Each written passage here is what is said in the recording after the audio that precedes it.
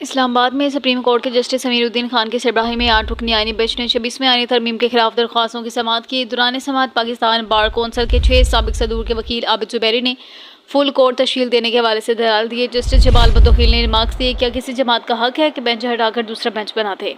क्या हम पाबंद हैं कि बेंच तब्दील करें? जबकि जस्टिस नईम अख्तर खान ने कहा कि आप चाहें या ना चाहें आर्टिकल 191 मौजूद है और इसमें फुल कोर्ट का जिक्र नहीं। आईनी मामलात आईनी बेंच ही सुनेगा। वकील आबिद जुबैरी का मौक़िफ़ था, किसी जमात का मखसूस बेंच मुंतखब करने का हक नहीं। फुल कोर्ट से इज्तिमाई ज़हन का खास फैसला आता है। जस्टिस जमाल बदोखील ने इस्तफसार किया कि जिस तरमीम के तहत आईनी बेंच कायम हुआ, अगर इसी पर एतराज़ हो तो फैसला कौन करेगा? उन्होंने कहा कि चीफ जस्टिस 26वें आईनी तरमीम के तहत बने हैं। अगर ये तरमीम ना होती तो सीनियर जज याहिया अफरीदी चीफ जस्टिस बनते। ऐसे में क्या हम बेनिफिशरी जजिस बेंच में बैठ सकते हैं? जस्टिस मोहम्मद अली मजहर ने सवाल उठाया, फिर केस सुनेगा कौन? जस्टिस आयशा मलिक ने रिमार्क्स दिए कि आर्टिकल 191 फुल कोर्ट पर नहीं बल्कि बेंच पर बात करता है। अदालत ने मजीद दलाइल के लिए समाअत कल तक मुलतवी कर दी।